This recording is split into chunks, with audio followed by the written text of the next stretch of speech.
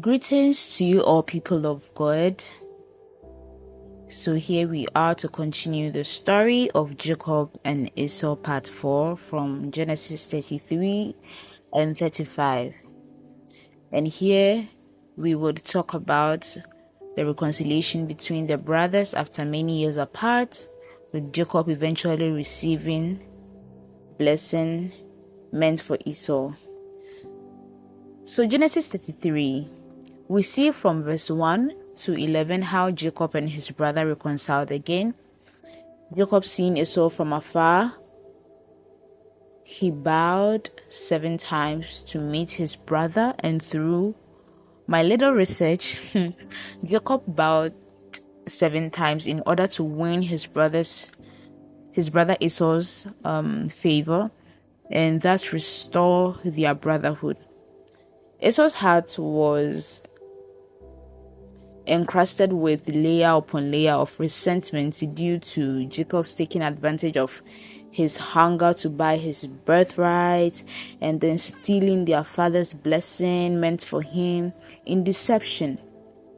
And one may picture each prostration as an apology and a request for forgiveness. And also, one thing I found was in the Hebrew Bible, prostrations are a way to demonstrate humility and reference to a superior, usually to a king or to God. So by bowing down to Esau 7 times, Jacob was symbolically renouncing any advantage he tried to get over Esau in his youth and demonstrating as literally or graphically as possible that he considers Esau his superior. And I so much also believe in this because Jacob had not yet started walking in the manifestations of the blessing his father pronounced over him, the blessings he stole actually. Even though his name had already been changed to Israel, God commands for him to move to Bethel. So, even though his name had already been changed to Israel, God commands for him to move to Bethel was him walking into the real manifestations of who he has been ordained to be. But he delays again through disobedience to God because he met Esau, and because of fear had to branch his way to stay in Sukkot. And he apparently decided to stay away from Bethel indefinitely since he built a house and barns in Sukkot from Genesis 33 verses 17. And as a result, Jacob experienced more years of unhappiness and loss of blessings due to his obedience to God, because God has actually told him to move straight to his family's land. But I believe because of a fear that he had for Esau, he decided to branch to stay in Sukkot. And just to brush through Genesis 34, even though it's not part of the study, but just to branch through it a little bit, from Genesis 34 records the tragedy that took place in Jacob's family as a result of him not going back to Bethel, and where Jacob's daughter was abducted and raped, and his sons Levi and Simon became liars and murderers. And sometimes most believers, we find ourselves in such situations and we can't even blame God, because God gives us instructions and word to direct our life for us to walk into our blessings. But we choose disobedience, and as we know from the experience of Saul the king and God had always preferred and will always prefer and still prefers obedience to sacrifice. And there is always bad fallout when faith and obedience come short with us, and it affects others besides ourselves. God has given us many precepts and principles to guide our lives as growing Christians.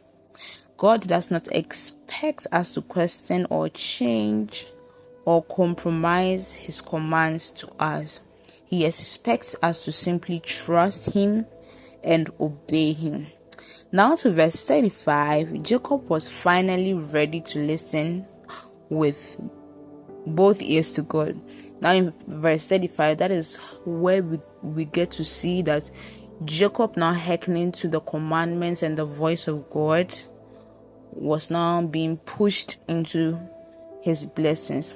So in Genesis 35 verse 1, God said to Jacob, "Arise, go up to Bethel and live there and make an altar there for me." Jacob got the message, and in full trust and obedience, Jacob came back to Bethel. We can see that from verse 2 to 6. And here he built an altar and God blessed him. I believe if only Jacob had hearkened to the voice of God sooner, the paganists that he went to stay nearby in Sukkot wouldn't have raped his daughter and all the bad things we saw happening around him. His sons becoming a liar, murderers, and all that wouldn't have happened if he had obeyed God earlier. God sees beyond us. He sees the future. He sees what is there. And sometimes his commandments may not align with what we want, but only if we would obey. We will get to know later on that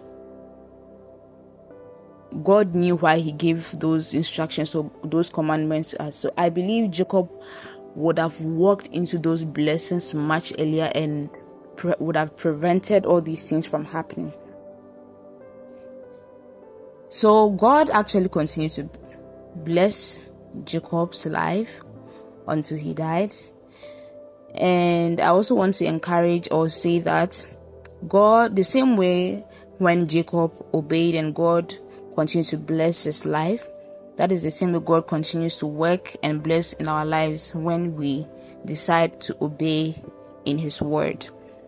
And there is one thing that I also want to say, that there is no shortcut to graduation in the school of God.